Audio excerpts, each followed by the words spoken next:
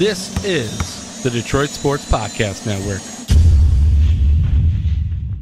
Today's episode of the Doc and Jock Wrestling Podcast is brought to you by The Athletic, premium Detroit sports coverage for passionate Detroit sports fans. Detroit Sports Podcast listeners can get 20% off the first year of an annual subscription by going to theathletic.com/DSP. I've been reading the website every single day since I become a subscriber, and let me tell you, they got great features, they got great in-depth coverage. All the reporters there are credentialed, they're out there on the scene, and they're doing great work. Each and every day, I can tell you, I'm a better podcaster, I'm more informed because of the fact I have a subscription to The Athletic. So go check out theathletic.com/DSP. Don't pay full price, save 20%. Theathletic.com/DSP. Oh my God!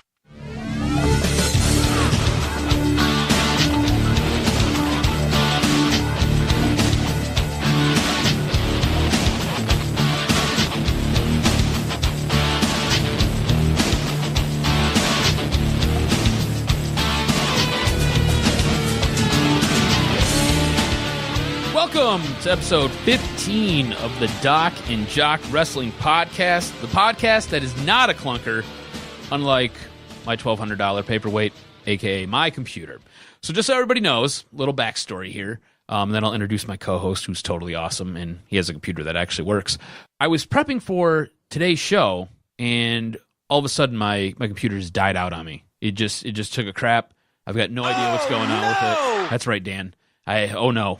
So I'm in between computers, so all of the prep work I had for today's show, like I even had an awesome audio sample, and all of that is lost in the ether. Basically, John and I are just going to kind of freewheel here, and whatever I can remember from the rundown that I had put together, we're going to go off of. So with that being said, I'd like to now introduce my co-host, the guy who has a brain for podcasting. He's the man. He has a wicked elbow drop, too, coming off the top rope. He is the Doc, John Macaroon. You could even say I'm the Jonathan Coachman of this podcast, coming in, bringing the noise, bringing the flair, doing some things that everybody likes. That's right. Does that mean I'm Booker T? No. I've got a mouthful of marbles with peanut butter on them. You're like the Corey Graves, bringing the heat, bringing the action. Corey Graves, I like that. I like that. We're going to talk about Corey Graves. We're going to talk about Booker T in this podcast. No doubt. That was definitely that was where I was going to get the audio sample. I was going to give you a little cut up of that, and we're going to discuss that. There's some turmoil possibly brewing there. But I think we're going to start off with Raw. We're going to cover SmackDown. We've got rumors and news and notes and whatever I can remember from that. But I think we start with Raw. I thought it was an interesting show because of the fact that they're pressed for time to get this Elimination Chamber pay-per-view off the ground. Yeah. They got to do it kind of rush. But in terms of what they've done in 2 or 3 weeks, they got a show in place. Mm-hmm. And so I felt like the opening was great when you have Roman Reigns and you have Bray Wyatt. I felt like good. There are situations where Bray Wyatt can lose and still do great work. I felt like the match with Roman Reigns was awesome. I felt like Matt Hardy interfering really set the tone for their continued rivalry and feud. I like the opening to Monday Night Raw this week. Yeah, Raw's in a tough spot because now you've got to incorporate multiple members into different matches, and you've got to make storylines organically here. And sometimes they're not there.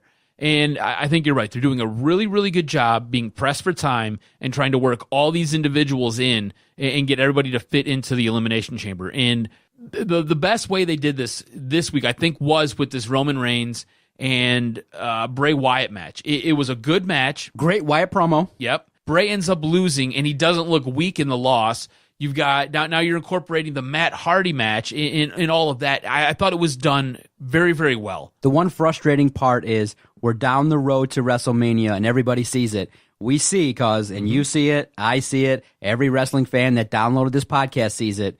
Roman Reigns, Brock Lesnar is being set up, and everybody's seeing it. Nobody likes it, but in the Elimination Chamber, I'm fearful that it's going to be Roman Reigns that walks out the winner, and we're going to have that match for WrestleMania. Roman Reigns, Brock Lesnar, again, Roman headlining a WrestleMania. I don't like it. Don't be fearful. Don't be fearful, because that's what's going to happen. Yeah. Get prepared. Be prepared for it. Be ready for it. I'm hoping WWE recognizes that everybody sees what's coming and they give us a big swerve and maybe give us The Miz versus Brock Lesnar. Maybe, just maybe, you give everybody the ultimate swerve. You have a massive surprise that maybe costs Roman the match that allows for the match not to happen. Maybe it's The Miz, because there were rumors that it could be The Miz versus Brock Lesnar, and The Miz has been kind of pumping himself up that this is the year of The Miz. So don't be surprised if it's Roman Reigns and The Miz toe-to-toe, Elimination Chamber, and just maybe they give us the big swerve and let it be The Miz. He's earned it. It would be nice to see. Here's a little tease for you. I've got a rumor about The Miz, and I'll give that to you in the notes in rumors section. Exactly. Of this and podcast. now another edition of WWE messing up. You're trying to pump up the Revival, yet you have them lose to Finn Balor and Carl Anderson. Right. We're the tag team of the millennium. Okay. Yeah, we get destroyed in an average match versus Finn Balor and Carl Anderson. Here's the deal. So this is a lose-lose situation, right? Because do you want to see Finn lose another match? No. You don't. Do you want to see the Revival lose another match? You don't. Putting these two guys together against each other makes no sense. Because you want to elevate both these guys, both these teams, and by having them lose to each other, why? You're not elevating anybody. Exactly. So I think where the Revival is at is similar to where the Bludgeon Brothers are at in SmackDown. Just let them go up against house talent, let them fight against jobbers, and let them handle their business. That's how you can elevate them. The Revival are a smaller tag team, and so how are you going to get them over by losing to a team that's not even there in terms of Finn Balor and Carl Anderson? That's not how you do it. It's wrong, right? Probably a low light for Monday Night Raw. It really was. Speaking of something that was not a low light, the Asuka Bayley match. Wow, Bayley looked good, right? It was awesome. Yes. It was a really good match. This was probably the most entertaining Bayley's looked in a long time. And what else can you say about Asuka? You know, this is what star power, baby. Yes, this is what they needed to do with her. I think early on, not necessarily feed her to jobbers or put her up against the mid card talent and make her work for her win.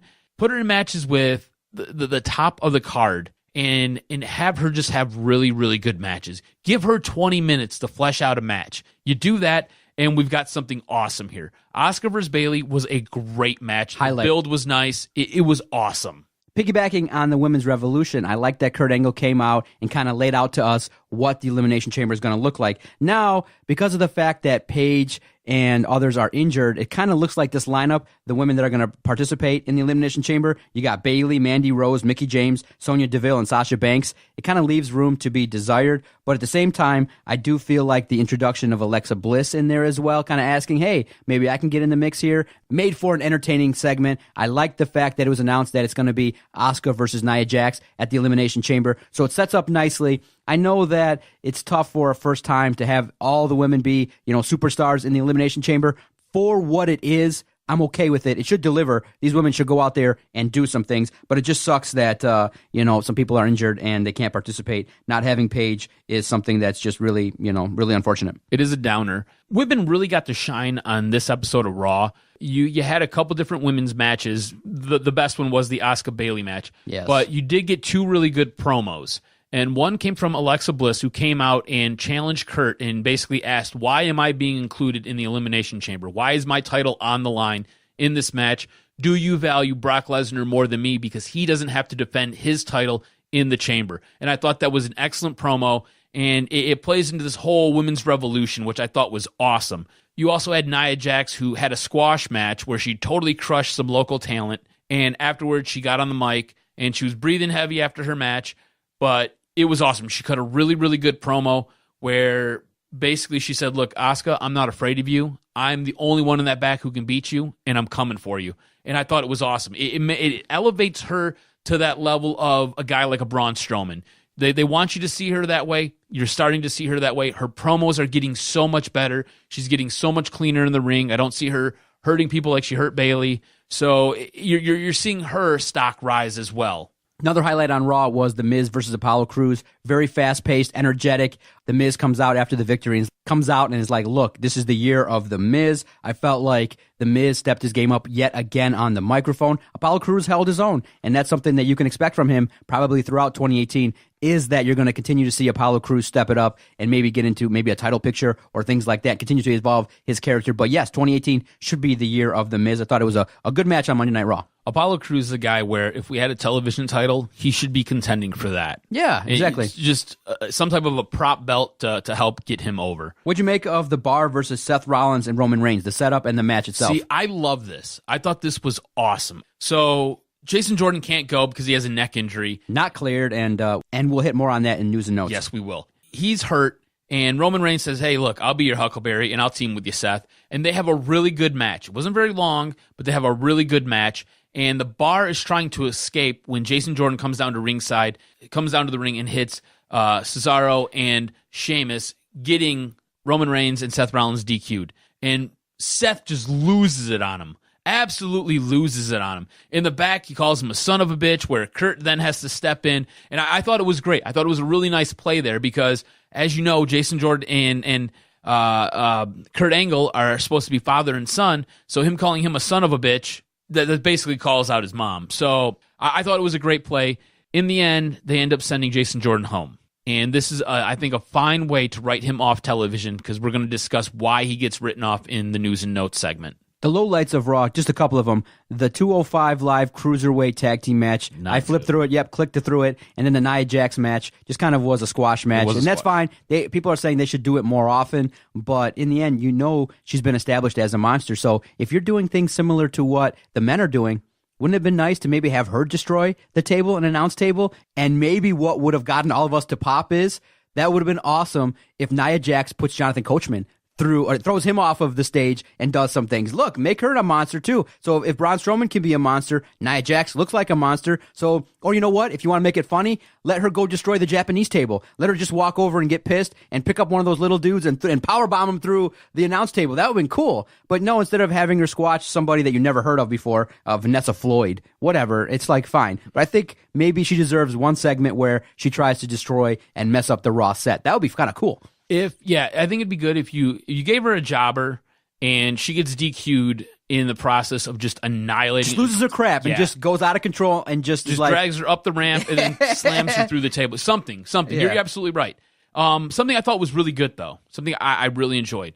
You got to see Elias get a little bit of a rub from a guy like John Cena and from Braun Strowman. That's how you do it. At this point, Braun Strowman is up here. And John Cena is John Cena. Nobody's hurt by that. Yes. It was a good match, too. Elias gets the rub, gets the win. Now he'll be entering the Elimination Chamber last. That's the go-to position. That's what you want to be in. So I thought it was nice to see this guy get a little bit of a rub. He deserved it, and I think that's what you're seeing, is that people are reacting to him. Now, what's good is that they're reacting to him in a negative way. He's over as a heel. Mm-hmm. It's really hard to do because of the fact that I know people will say, well, being a heel is easy. But no. The one thing that happens when you're not over as a heel is crickets, and you never want that. But when Elias week in and week out gets that reaction in terms of the songs, in terms of how he's presenting himself, it's a great mix, and it's nice to see a heel doing his thing on Monday Night Raw. I thought he did a great job, and the interlude with seeing Braun Strowman and John Cena was really cool. I thought the match was really entertaining. I thought I gave it definitely an A+. I thought it was awesome. Yeah, I thought it was really good, too. Really good stuff. Now, you would go over to SmackDown, and overall, I'll paint the picture of being disappointed because of the fact that you're setting up the Fastlane pay-per-view, and you have AJ Styles, and you're giving us the exact same thing that we saw at the Royal Rumble. Mm-hmm. Seriously? That's how you're doing it? And seriously... There's a little bit of a twist. No. You're not buying it, huh? No, and what I'm not buying is I get excited every week for the shows, okay? I get excited for Monday Night Raw. I get excited for SmackDown. But in essence, the way they keep setting up SmackDown week in and week out, it's like you can skip the first 15 minutes and join in at 8:15 because yet again, you have Daniel Bryan and Shane McMahon doing their thing, hijacking the open of the show, talking and telling us what they're doing. And I'm like, dude, seriously? This is what you've done for the better part now of the last 3 months. Stop it. Mix it up. Show up in the 9 o'clock hour. Dude, I don't want to see Daniel Bryan and Shane McMahon in the first segment of SmackDown anymore. It taints my enjoyment of the show to see that open. It's like, okay, you go to your intro, the great music, boom, you got the announcers coming out, and then boom, it's Daniel Bryan or Shane McMahon's music that comes out. It's disappointing. Have somebody else open the show. What the hell, dude? The show opens up extremely flat when you come out with a promo like this. It doesn't work. You've seen it with Raw. Raw opened up with two quick promos. Like when I say quick promos, I mean both those guys got 20 seconds to spill it, and then next thing you know, they were in the ring. And it was awesome. Show was off to a running start. It set the tone, and Raw was really good this week. You know, Raw usually gets bashed on by me. There's a lot of things I don't like about Raw. It was really good this week. SmackDown opens up with this promo.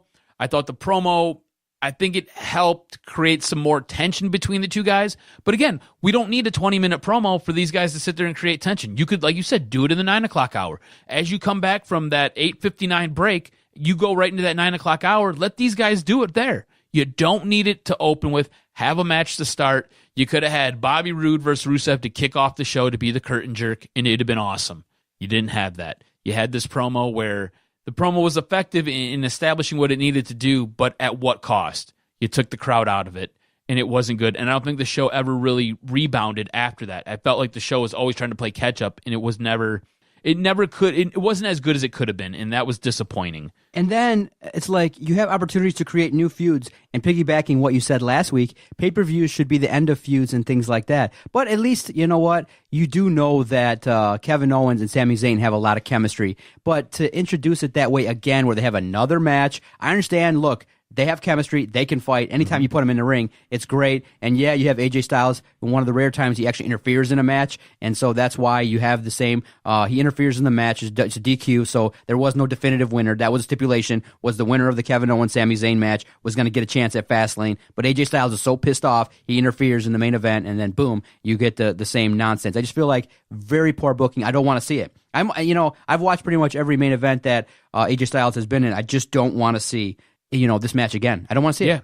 Yeah. It's just, you're basically copy and paste, and let's just kind of change. It's like me coming to you saying, hey, can I get your homework? I didn't do mine last night. And you're like, yeah, just change a few answers. That's what we're getting. That's exactly what we're getting. Instead of it now being a 2-on-1 handicap match, it's going to be a fatal three-way or whatever it is. The same thing. It's really the same thing. It's not good. One of the highlights for me from SmackDown was the way they're utilizing Randy Orton. I like the fact that he came in and interrupted the Bobby Roode-Rusev match by RKing both of them. Yes. And the reaction that he got was probably better, and his utilization in that match was probably better than anything he's done probably in the last 3 to 4 months, because you don't exactly know where he's going. Is he going to be a heel? Is he going to be a face? Is this his build to a heel turn? I'm not sure, but people are liking it. Be a heel. I like the ambiguity. I like the fact that they're kind of elevating Randy Orton, and both guys, in terms of Rusev and Bobby Roode, don't get hurt by having a match together, because you feel like, okay, Rusev should get a push. He's really over, but Randy Orton,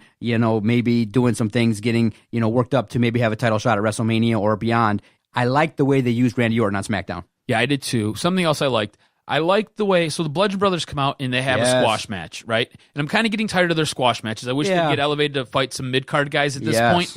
But what I do like is the way that they are very subtly, maybe not so subtly, incorporating the Usos in with the Bludgeon Brothers. Yes. They're kind of building this friction. There's no talking. There's nothing going on, but it's there. You can feel it. It's tangible. So as the Bludgeon Brothers are always leaving the ring, the Usos are always coming down, talking about how good they are.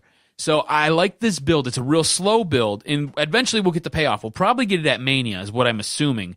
But I like this. I like the Usos coming out and finally explaining what the Uso Penitentiary meant. It was short, it was sweet, it was right to the point, and it was a really great promo. I thoroughly enjoyed it. I thought it was awesome. I feel like, wow, Usos, preeminent tag team. It was one of the better promos you're going to see from them, and it laid out the fact that, look, people in the locker room better beware. The Usos are it. They're the team. I do like the fact that they're building maybe for a big match at WrestleMania, and the Usos are it. They are one of the badass tag teams, and they deserve the time on the mic, and when they've gotten the time, they are able to make you want to watch them. The promos are great. The music is kind of elevated. You know what I mean? The Day One-ish song that they come out to. At first, I wasn't really down with it, but now the way it's laid out and when it comes on, I'm excited to see the Usos, because it kind of dictates. It's really good when the music kind of goes in line with the tag team, and it's a really good song. It's a really good entrance. I like what the Usos are bringing. And if it's the Usos versus the Bludgeon Brothers, oh, baby, it's going to be a fun match. It could steal a night. Match. Yeah. It would be good, right? It could, for sure. It just, two guys who are super athletic and two guys who are super powerful. It has the makings of becoming a great match. Did you have any issues with, so SmackDown released their inaugural top 10 list? Yeah. Did you have any issues with that? I thought the top 3 laid out perfectly. Yeah, I thought that it's a new wrinkle. It's a way to kind of see how, it's kind of a way to see how SmackDown is viewing their talent. UFC kind of did it, so it's a little bit of a copy from that to kind of see where these wrestlers are. It just furthers debate in terms of rankings. And we're a society based on rankings and things like that. Every week during the NFL, some radio hosts will do power rankings. We're always trying to look at how defenses and offenses in the NFL kind of shake out. So power rankings are really cool, and it kind of draws and spurs continued debate. And that's what WWE wants. So it's a good idea. Good idea. I like it very much. I think it's good. It's also a way to sit there and help elevate different talent. So you don't have to necessarily build some kind of crazy story. You could be like, look, well, number 5 versus number 6 this week, and then they'll challenge whoever number 3 or number 4 is. It's a way to move storylines along. One thing though I do want to bring up too is, as a downer from SmackDown, and based on what I'm seeing with Absolution and the Riot Squad, you recognize sometimes when you make a mistake in bringing up a group too fast, you recognize, that's why the likes of an Adam Cole marinate in NXT for a couple years. That's why Shinsuke marinated for a couple years, is that you give them the time to be exposed and do their thing. And so when you have a scenario where the Riot Squad, you have somebody face Charlotte, you get squashed. Yep. Charlotte's the woman. And so now it doesn't make sense. What should have happened, and you recognize it, everybody recognizes it now. I know with Absolution you had Paige, so it makes it different because you're not going to have Paige in NXT, but potentially there are times where some people have to go back down. The Riot Squad and Absolution would benefit greatly from 2 years just learning the craft, getting over, running roughshod in NXT, and being the preemptive groups in the NXT program, because WWE it's just falling flat. I'm not into it anymore. Now I'm into it, but it's not as enthralling as other stuff with the women. So Absolution, I think, is fine. I think they're fine. The Riot Squad needs some work. And I think the Riot Squad is being carried by Ruby. Yeah. And the other two are just kind of dead weight hanging around her ankles right now. Yeah. And more to your point about going up against the likes of a Charlotte, you're going to get squashed. Well, to kind of touch on the top three from the power rankings, it was AJ Styles number 1, no surprise. Yeah. Charlotte number 2, not really a surprise there. And Nakamura number 3. So I think I think it worked out just fine the way it was all kind of situated. My biggest complaint was maybe number 8, Becky Lynch, but that's because I love Becky Lynch. Right. So I've got like a crush on her, and my wife knows I'd probably leave her for her. So did you like seeing Shelton Benjamin and Chad Gable be a little bit aggressive versus the Ascension? It was nice. Yeah, it was a good match. Anytime you can see Chad Gable do what Chad Gable does, I'm cool with it. So I thought that was a really good match. I thought it was a fun match to watch with Sami Zayn and Kevin Owens. Now they were the main event. And I thought it was a good match. And like you said, they've got a ton of chemistry because they've done nothing but beat each other up for years now. I'm okay with it. I'm just over it. You know, I don't need to see it again. I've already seen it. And I don't need to see AJ Styles get roped into it anymore. I'm good with it all. I don't need it. I don't want it. What was your biggest highlight from SmackDown this week? Biggest highlight. Was the Usos? Was it the Bludgeon Brothers? It had to be the Usos and the Bludgeon Brothers walking by each other. And what does that tell you about the show? Yeah, exactly. When that subtle build is the highlight, it wasn't a good show. Exactly. So, with that said, which show do you think won the week? Who gets the point? I think it's obvious Raw gets it. 100%. I'm on board with that. Has to be. It seemed to have. It had a nice, like, you're up against it, and you're able to build these storylines and get this show to this pay-per-view. I think it works nicely. And it's rushed, and you feel it being rushed, but it doesn't feel so rushed that it's out of place or disjointed.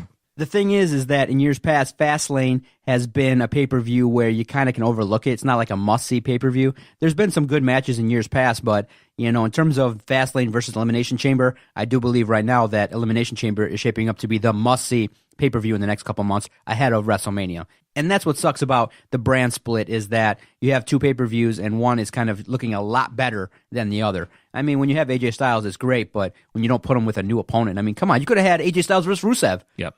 I mean, really? You don't want to fast-track Rusev? I mean, you have a superstar. You got Rusev. He's over. You don't think that putting he him... had calendars that have sold out, and all the calendars say is Rusev Day. Every day is Rusev Day. And guess what? Here's how you be creative, okay? If you want to do a fantasy booking segment here real fast with the doc, you can have Rusev say, look, you know what? If you don't want to give me a title shot, I just want to step up and see what I can do versus AJ Styles in a non-title match. You don't have to have every pay-per-view that AJ Styles rolls up in be for the title. Yep. Look, it's a pay-per-view. It's called Fastlane.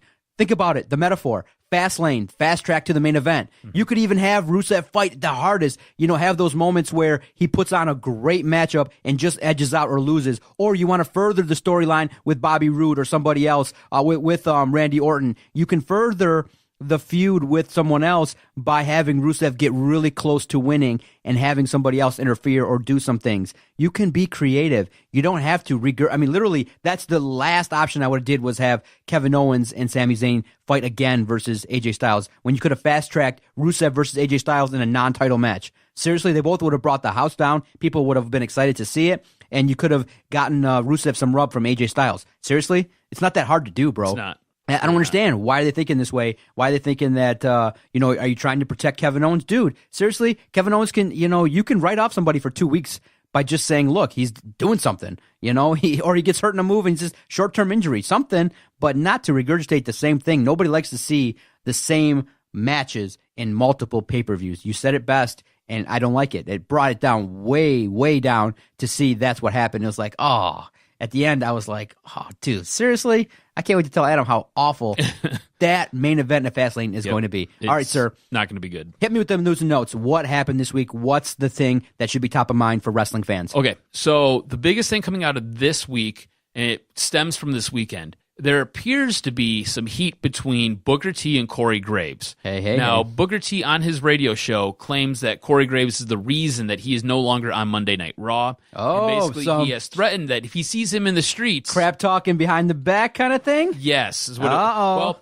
it's not so much crap talking behind the back. It's Corey Graves calling Booker T out for his awful announcing on Monday Night Raw. What it sounds like is Booker T really got frustrated with all of the critiquing by Corey Graves when he would make mistakes. On air, yes. So it seemed contentious live, yes. It did.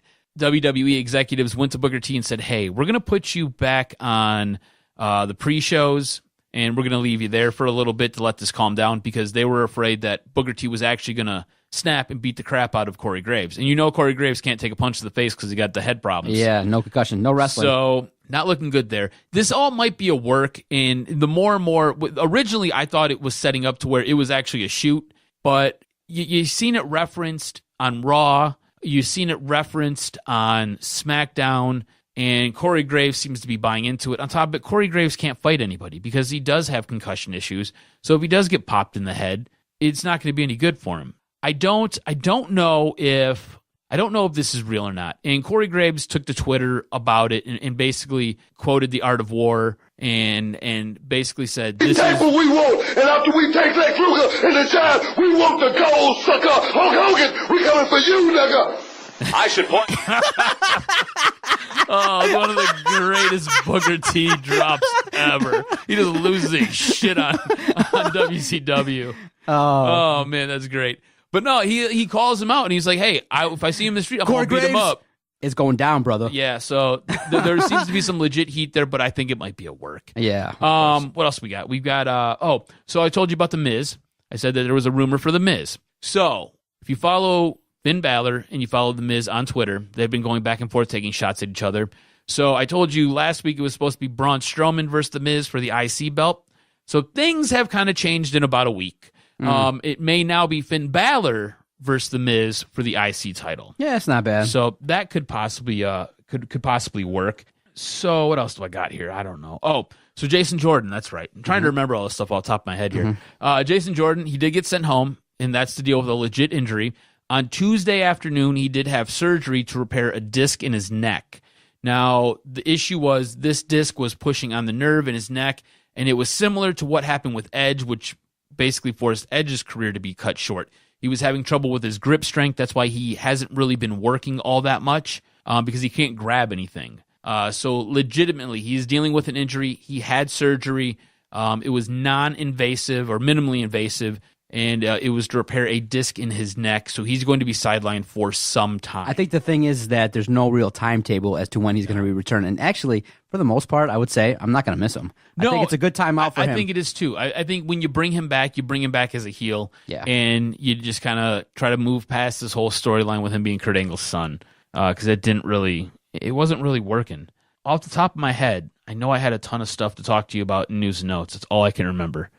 Now, I do remember seeing some news regarding Kenny Omega's going to fight Cody Rhodes. Cody Rhodes, yeah, they're going to fight at the All In tournament, and that's where Ring of Honor and more specifically the Bullet Club is trying to put on a show that will hold 10,000 people. And that's so, all stemming from my knowledge, Ring of Honor and New Japan kind of have commingled and done some things together, and maybe their partnership can help. This will be for the rights of the Bullet Club. Exactly. So if Kenny Omega wins, he'll continue to be the leader of the Bullet Club. If Cody wins, he'll then take over ownership, and Kenny is officially booted from the Bullet Club. Now, before we get out of here, DocNJock Stock Watch. Rusev, we can say way up. Yes, definitely. Definitely. That dude has a calendar, and all it says is Rusev Day. Like, every day is Rusev Day. 365 days are Rusev Day. That dude sold out of his calendar in like 12 hours. Down the Revival. Yeah, they're just getting... I don't know if you can throw any more dirt on these guys. They're so buried right now. It's ridiculous. Exactly. And then I think for me, DocNJock Stock Watch,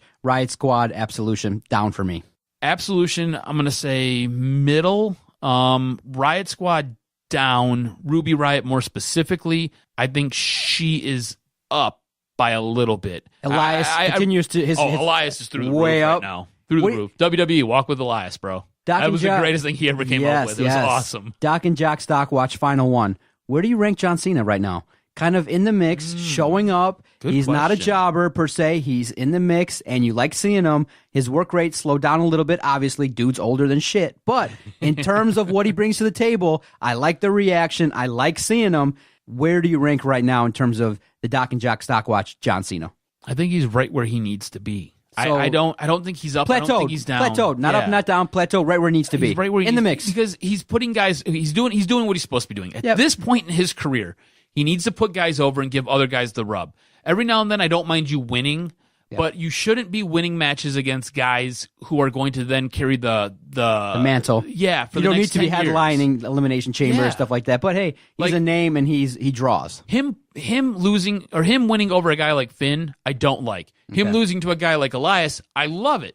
Do you know what I'm saying? He's in this spot where he does more good by putting over that next generation. There's no reason for him to be out there to winning matches. I won't mind seeing him win one more title. Okay. I won't mind that, but it has to be the right guy at the right time at the right place. Do you know what I'm saying? Like, he comes back and he beats Roman Reigns. I think everybody in WWE will love it. You got it. See, you don't have to worry, bro. You don't have to come up with these elaborate scripts and things like that. I'm just so organized. We can rap wrestling. We watch the shows. I'm hyper organized. You can, you know what? Take yourself. You know what you do? Just bring a couple notes on a piece of paper. That's all you got to do. What did you like? What did you not like? You can just kind of hit the bullet points. You know what I mean? You can just say, what do we like from Raw? Da da da. What did you not like from Raw? Da da da da da da. And then we can banter back and forth. We know what we're talking about. It's my OCD, dude. Yeah, it's okay if you want to, but I'm saying if you don't have it, if your computer crashes, if you're Toshiba from wherever you got it from. It's Toshida. Yeah, if it doesn't work out, you never have to worry. I'm like, I sent you back a message within 4 seconds. I'm like, no problem. Who cares? Right, so what? Literally, at this point in time, you say, hey, all we got to worry about, hey, can you get the studio on? If we get the studio on, we can put something together, and it'll be a fun thing to do. I'm so type A.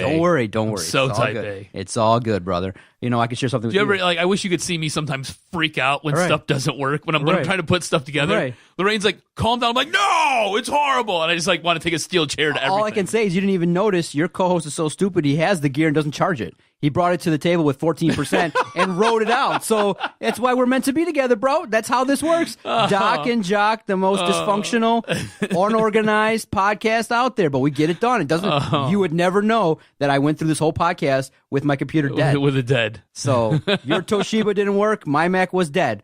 There you go. That's what we bring to the table. Man. Download all our podcasts every week. DetroitSportsPodcast.com. Kick us some money, too. We bring it, baby. Check us out on Patreon. Take care, everybody. See you next week. Doc and Jock Wrestling Podcast. Doc and Jock, baby.